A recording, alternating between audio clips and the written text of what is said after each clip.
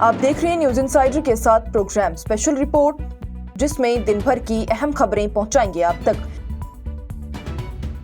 National conference के सरबराह फारूक अब्दुल्ला का पैगाम, बोले कश्मीरी पंडितों का असल घर कश्मीर है, वापसी के लिए दरवाजे खुले हैं, उन्हें कश्मीर आने से किसी ने नहीं रोका है।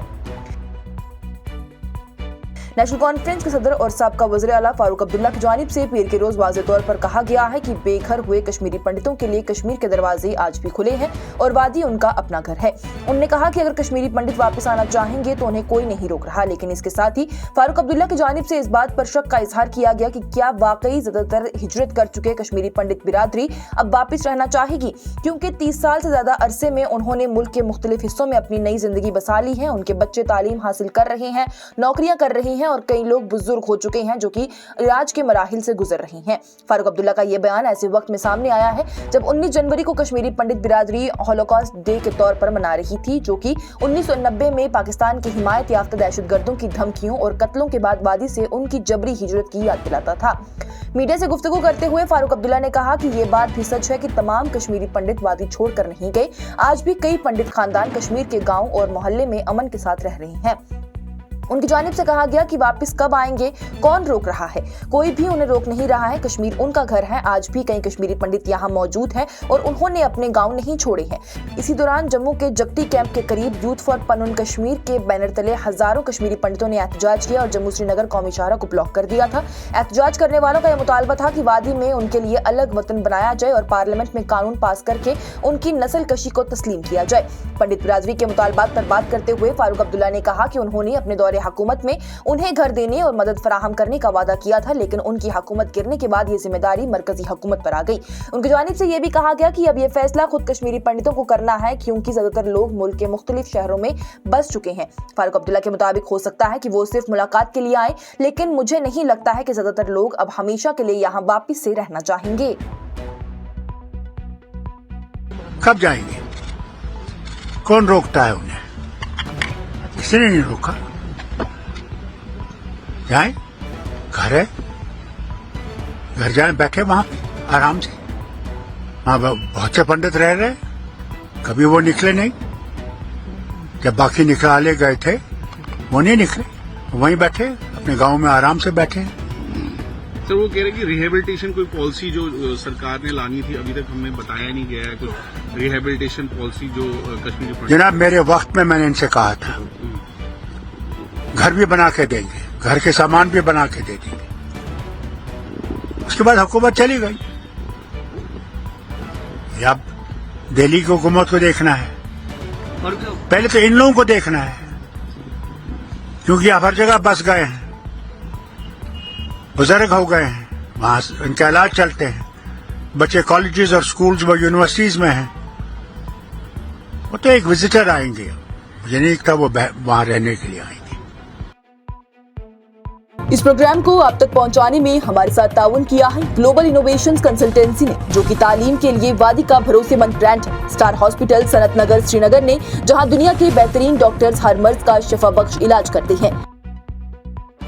सऊदी अरब का ईरान को वाज़ेह पैगाम, न सरजमीन न फिजाई हदूद ईरान के खिलाफ हमले के लिए होने देंगे इस्तेमाल।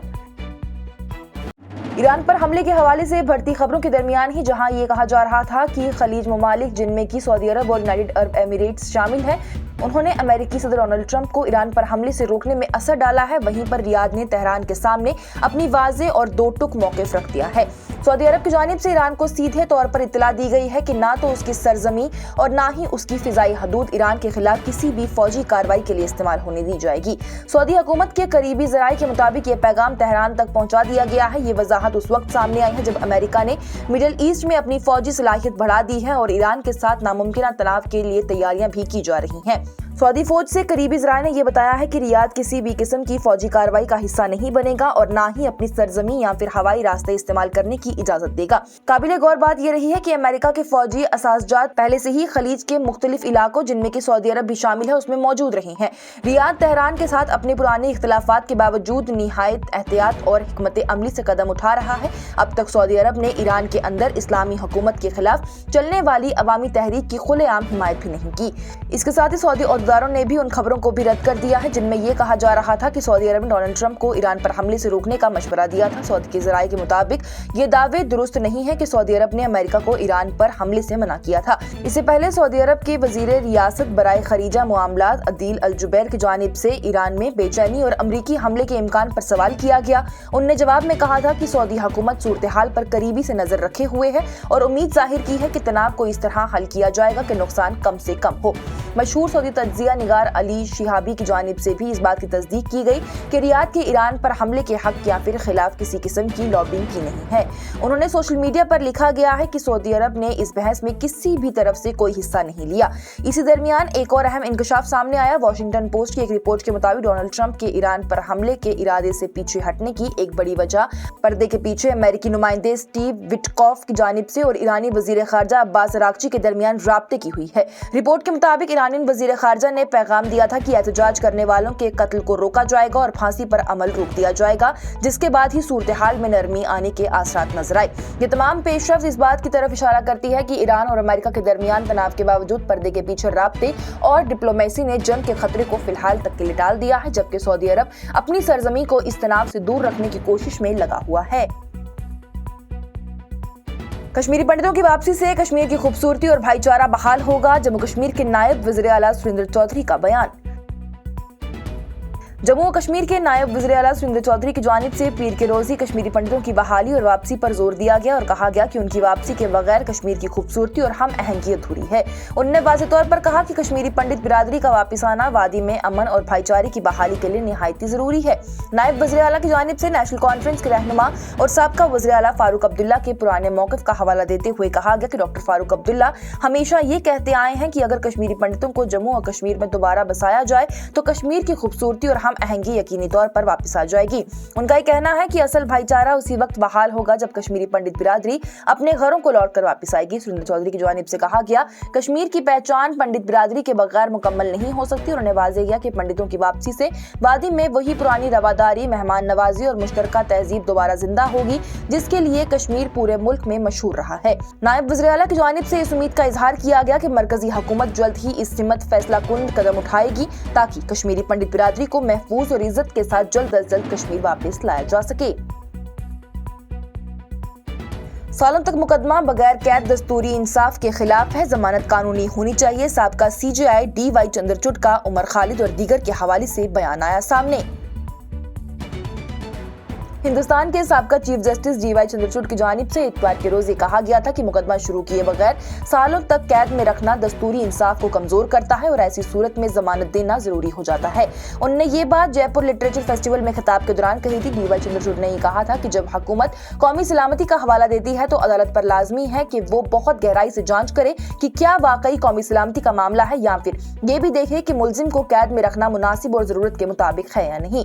उन्होंने उमर खालिद जैसे मुकदमात का हवाला दिया। उमर खालिद जो कि JNU के साबका तालिबे इल्म रहनुमा रह चुके हैं, 2020 से UAPA के तहत कैद में हैं। उन पर इल्जाम ये है कि उनका ताल्लुक दिल्ली के शुमाली मशरिकी इलाकों में होने वाली फिरका वराना तशद्दुद की साजिश के खिलाफ है, जहां पर 50 से ज्यादा लोग जान से चले गए थे। उमर खालिद ने तमाम इल्जामात को मुस्तरद किया था, लेकिन अभी तक उनका मुकदमा शुरू नहीं हुआ और उन्हें बार बार जमानत से इनकार किया गया है। साबका चीफ जस्टिस की जानिब से कहा गया कि जब गिरफ्तारी के सालों बाद भी मुकदमा शुरू ना हो तो अदालत को जल्दी इंसाफ के हक को जरूर मद्देनजर रखना चाहिए।